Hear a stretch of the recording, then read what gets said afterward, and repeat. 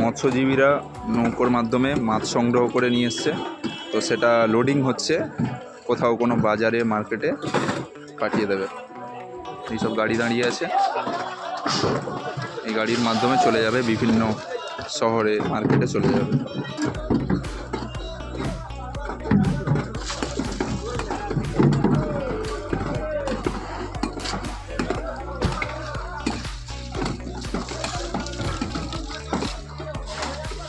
সব নৌকোয় একই কাজ আছে,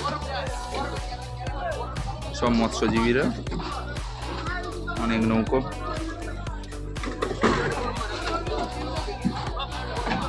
আর আমাদের পাশেই আছে নামখানা ব্রিজ, আর নদীটা আছে হাতানিয়া দোয়ানিয়া নদী।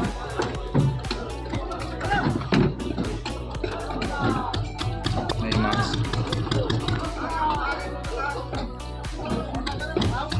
এই মাছ ঢালা হচ্ছে।